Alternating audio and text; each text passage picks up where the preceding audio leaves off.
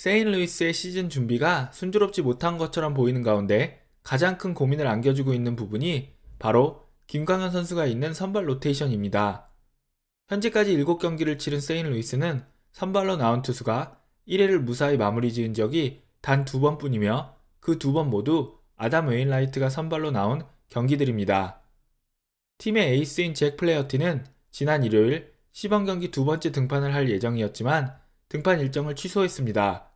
그리고 아담 웨인라이트와 김광현이 하루씩 앞당겨서 등판 일정을 조정했습니다. 플레어티는 선발로 나선 첫 시범 경기에서 1이닝 동안 39개의 공을 던지고 4피안타, 3볼넷, 3실점을 기록했습니다. 이날 던진 39개의 공 중에 절반 이상인 22개가 볼이었을 정도로 제구에 어려움을 겪었습니다. 마이크 실트 감독은 플레어티의 2번째 등판 계획을 취소하고 나서 다음 등판에 대한 구체적인 계획은 없다고 밝혔습니다. 플레어티는 팀 자체 연습 경기에서 B팀을 상대로 등판한 것으로 알려져 있으며 세인트루이스의 코치진은 연습 경기 등판은 성공적이었다고 이야기했습니다.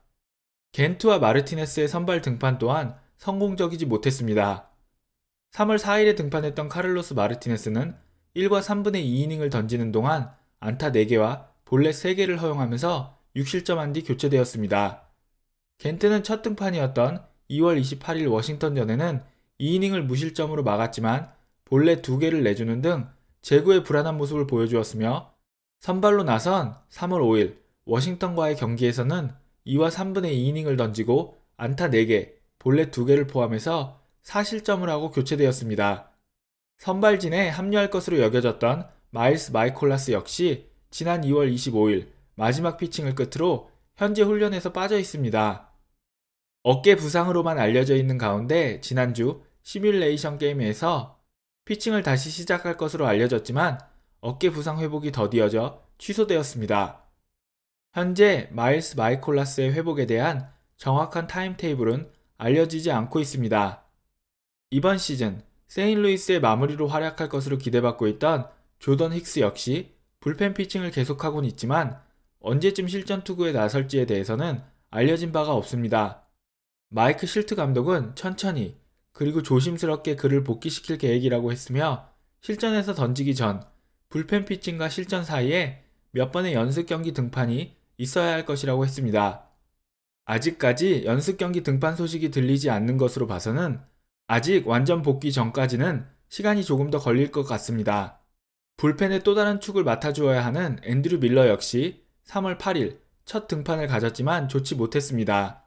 그는 아웃카운트 2개를 잡는 동안 볼넷 2개를 내주었고 뒤이어 올라온 코너 존스가 안타를 내주면서 2자책점을 기록했습니다.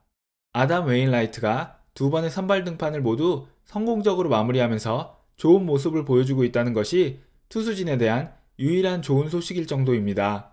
그래도 아담 웨인라이트라도 좋은 모습을 보여주고 있는 것이 어디냐고 이야기할 수 있지만 이번 여름 40살이 되는 노장 선수가 162경기를 해야 하는 시즌을 앞두고 유일하게 건강하고 컨디션이 좋은 투수라는 것은 큰 불안 요소이기도 합니다. 마이크 실트 감독의 고민이 깊어질 수밖에 없는 이유도 여기에 있습니다. 3월 8일 마이애미를 상대로 두 번째 시범 경기에 나선 김광현은 첫 4타자를 상대로 1루타 3개와 볼넷 하나로 4명을 모두 출루시키면서 첫 번째 등판에 이어서 부진한 모습을 보여주었습니다. 다만 패스트볼의 구속이 최대 91.2마일까지 나오면서 지난번 등판보다는 구속이 살아난 듯한 모습이었지만 여전히 공의 위력은 좋지 못한 듯 했습니다.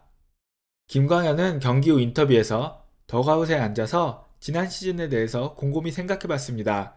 지난 시즌 어떻게 성공할 수 있었나 생각해보니 빠른 템포의 피칭과 낮게 형성되는 스트라이크 존 활용이 성공의 요인이었습니다. 그래서 지난 시즌처럼 던지려고 했습니다. 라고 말했습니다. 실제로 교체된 후 2회에 다시 올라온 김광현은 시범 경기 들어서 가장 효율적인 피칭을 보여주었습니다. 첫 선발 등판 후 올라올 것이라고 했던 구속에 대해서는 첫 경기에서 평균 87.9마일, 최대 89.6마일이었던 포심이 두 번째 경기에서는 평균 88.8마일, 최대 91.2마일로 빨라졌습니다. 마이크 실트 감독은 경기 후 인터뷰에서 KK가 원래대로의 모습으로 돌아온 것 같다며 그만의 리듬을 되찾은 것 같다고 했습니다. 그는 첫 이닝을 끝내기 위해서 27개의 공을 던진 김광현이 두 번째 이닝에서는 단 11개의 공만을 던진 것을 언급하며 이제 더 좋아질 것이라고 했습니다.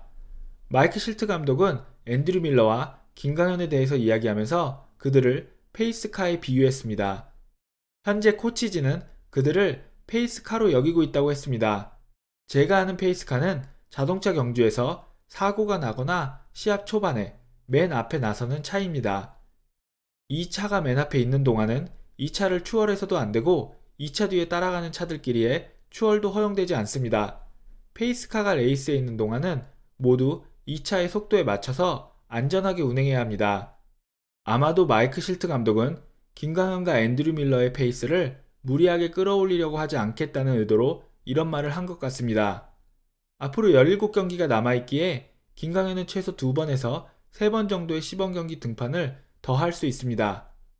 아담 웨인라이트 말고는 아직 믿음직한 모습을 보여준 투수가 한 명도 없는 세인루이스이기에 김광현이 4월이 되기 전에 좋은 모습을 보여주는 것이 굉장히 중요합니다. 세인루이스의 선발진은 정말로 위기에 처한 것일까요? 아니면 마이크 매덕스 코치는 다 계획이 있는 것일까요? 앞으로 남은 17경기 동안 세인루이스의 투수진이 어떤 모습을 보여줄지 기대 반, 걱정 반입니다. 오늘 준비한 소식은 여기까지입니다. 여러분 모두 좋은 하루 보내세요.